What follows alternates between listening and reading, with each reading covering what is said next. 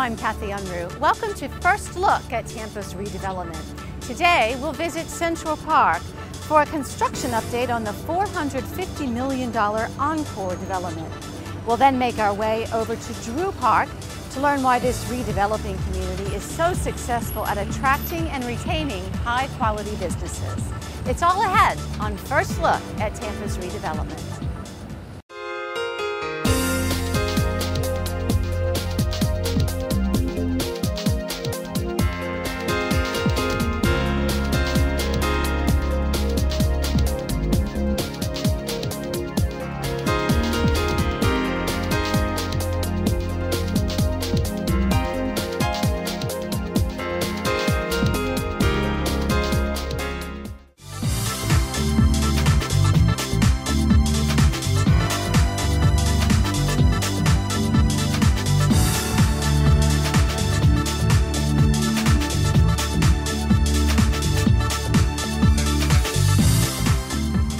In Central Park, and David Ilonia is Director of Real Estate Development for the Tampa Housing Authority.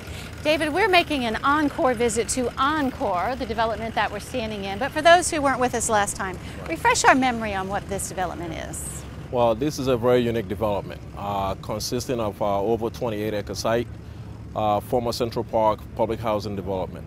When the Housing Authority, in conjunction with the Tampa Housing Authority, received the NSP 2 grant in the tune of $38 million, of which 28 is attributable to the infrastructure development at Central Park. Now, upon the award, the Housing Authority didn't waste any time and proceed right away because the site was already shovel-ready, and here we are. And what is going to grow here? Apartments, housing?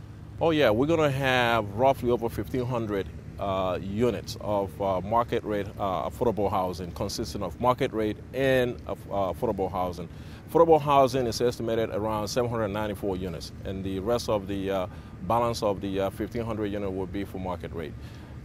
With that, you have all the mixed use, mixed income dwelling within those 1,500 units. You have a hotel, groceries, office building, retails, and family residence as well. And basically, it's a self-contained community. Oh, it's self-contained. The infrastructure itself is first Tampa's master plan green development. Let's talk about the infrastructure. Going in right now, sewer, water, chiller plant, all the infrastructure, including roadways, lighting, curbs, sidewalks, and you can see all the pavers. Everything is distinctly done to accommodate the opposition and then respond to the aesthetics of the design. And green development. Green development, of course, as we said earlier, this is going to be LEED ND, neighborhood development, under the leadership on energy and environmental design. Let's say what LEED is, L-E-E-D. L-E-D, the acronym capitals, is leadership in energy and environmental design. Mm-hmm. And so when the former Central Park was demolished, for example, the roadways, the concrete pavements were all assembled and crushed to be reused for the roadway construction of the new development. And that's an element of LEED.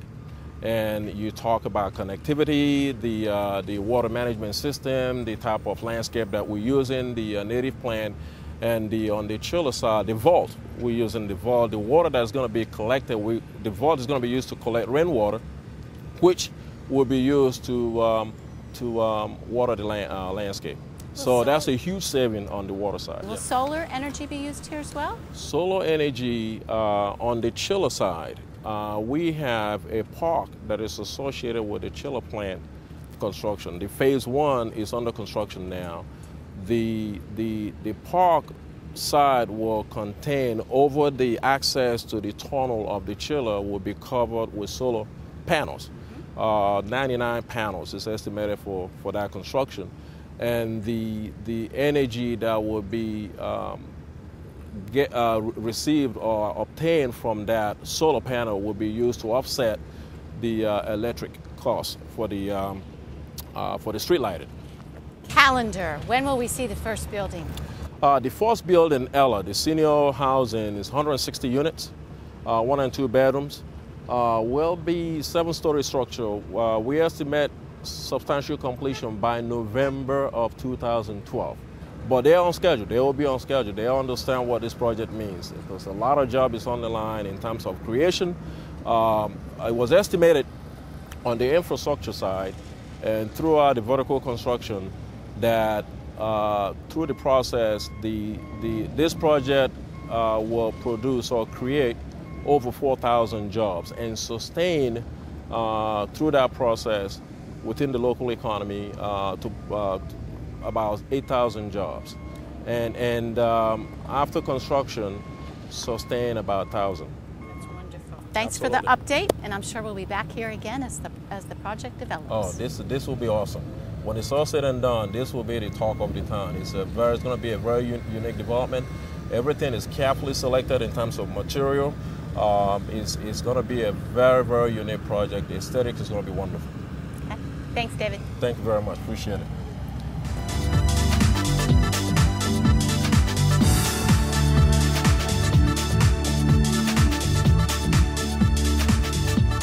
We are in Drew Park, and I'm with George Adams. He's president and CEO of Electric Supply Inc. Hi, George. Busy morning here. Yeah. We're in the retail section, and you say lots of folks come in to get the stuff they need to go to the job. Correct. Yes, we have a lot of contractors hopefully a lot of contractors come in here every morning and start their day early, pick up the material they need, and then the traffic tapers off as the day goes on.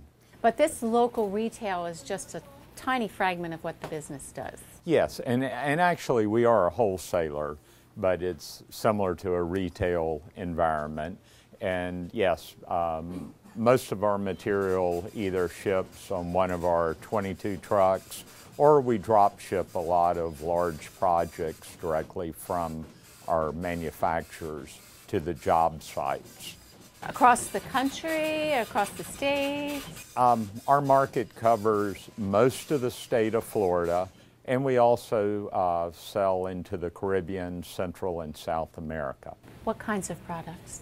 Electrical supplies for construction materials, for maintenance, repair. We sell a lot of tools. In the simplistic terms, a lot of conduit, lighting, panels, circuit breakers, that kind of stuff. How many employees? We have 125. And you have been here in Drew Park a long time, since 1970. That's correct. We opened up in 1970. We were in a smaller rented location for 4 or 5 years, and then we built our first building on this property. So clearly Drew Park has worked out okay for you. Yes, it's worked out very well. My dad gets the credit for selecting Drew Park. Like so many business people, he bet the farm to open Electric Supply, but it really was a well thought out bet. Why does it work so well here? Well, property is still affordable as it was in 1970. And just as it was in 1970, today there are a lot of electrical contractors who are in the area. So we're a convenient stop for them. And what kind of changes, improvements have you seen in the Drew Park area over the years? Oh gosh, in 1970, Hillsborough Community College was a handful of trailer classrooms, and I never envisioned that there'd be 20+ thousand students on that campus today. With real buildings. With real buildings. Yeah, and Federal Express's facility made a huge difference. The City of Tampa Police Department's district building added another sense of security for the business owners and residents. Air Cargo Road, a beautiful boulevard with safe biking and walking paths. So yeah, the area keeps changing, all for the better. And you intend to stay? Absolutely. And grow? Well, we're well into the permitting permitting and planning stage for a 30,000 square foot expansion. And yes, our family of owners and our management team are very bullish on Drew Park. It's been a great place to be, and we look forward to the next 42 years here. Well, thanks for sharing with us, and congratulations on your success, too. Oh, thank you very much, Kathy. Saul Davis is Vice President of Saul Davis Printing. Hello. How are you today? I'm good. How are you doing? Very good. You are Vice President because your father started the business? Yes, in 1999 we opened Saul Davis Printing here in Drew Park. He asked me to come along with him and start a lifelong dream of his, and how could I say no? And how's it going? Right now we're doing very well. It's something that over the last 12, 13 years we've been very profitable. The location has been great for us, and it's something that we look to embellish over the next couple of years. You've grown from, I think you said you started with 9 employees, you're up to 14 now. Correct. What do you print and who do you print it for? We're a full-service commercial offset printer, meaning we print anything from the smallest of business cards, letterheads, and envelopes to anything like annual reports, magazines, and jumbo-sized posters. We deal with walk-in clientele that might want something like a graduation invitation or a baby announcement or what have you, up to large organizations like the Lowe's hotel chain over in Orlando, who we do all fulfillment of 3 locations for. So your business area encompasses a lot of Florida? The entire Central Florida area, from Orlando, Tampa, St. Pete, Clearwater. And why was this your daddy's dream? My father started off with printing as an elective at Tampa Bay Tech High School here in Tampa. And the only 3 jobs that he's ever had in his life have all been based on printing. Started off working in South Tampa, moved over to a company off of Waters Avenue, and then when they decided to merge with another organization in Clearwater, his dream was to own his own business, and that's where Saul Davis Printing branched out.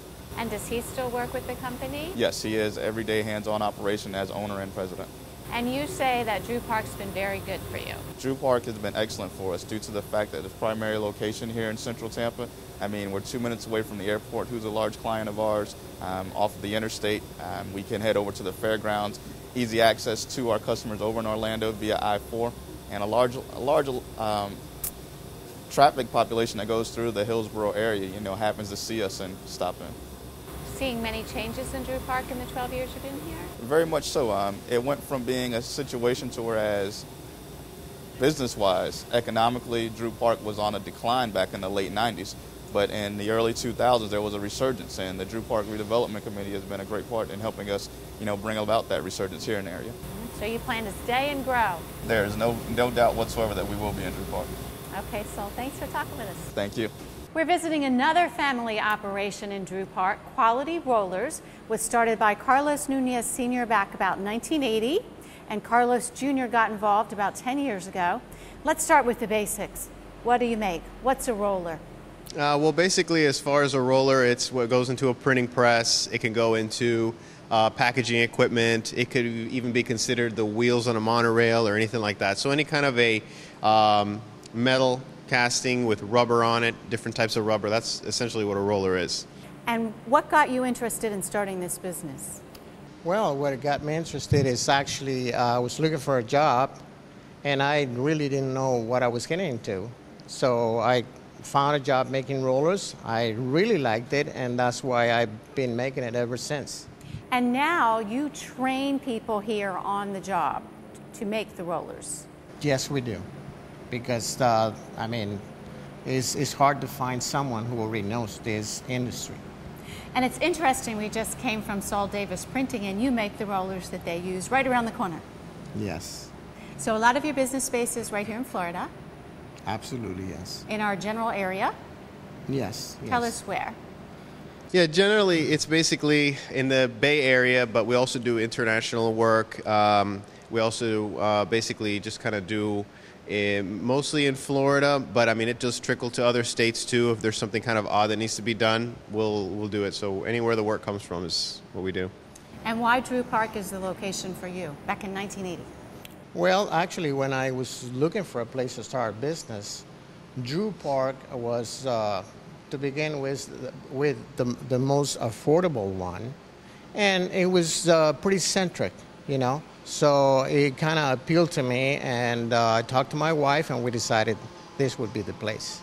Yes, we should mention that your wife is the vice president Yes, she is. You know, I'm arguing that she should be a co-president, but it is what it Yes, is. Yeah. Well, she actually picked that title for her. Okay. You know, I'm sure if we ask her now, she would want to be the president and me the vice president. Well, maybe the vice president gets more time off.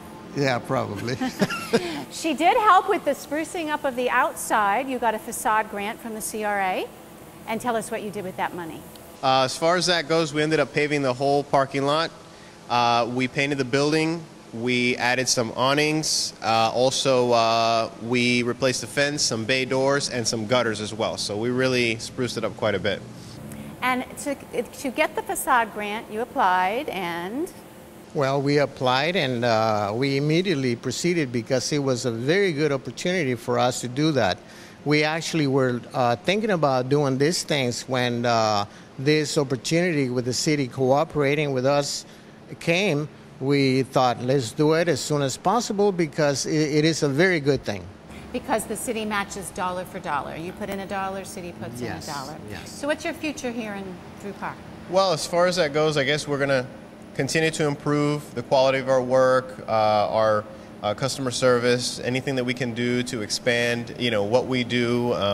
Just basically keep getting better and better and keep on improving, always. You aiming for that president's title someday? Yeah, hopefully. What do you think, Dad? Yeah, I think he's doing a good job. Okay, well, thanks both of you for talking to us. Appreciate Thanks. it. Thank you for joining us for First Look at Tampa's redevelopment. We hope you'll be with us next time as we take another look at the redevelopment activities that are reshaping Tampa.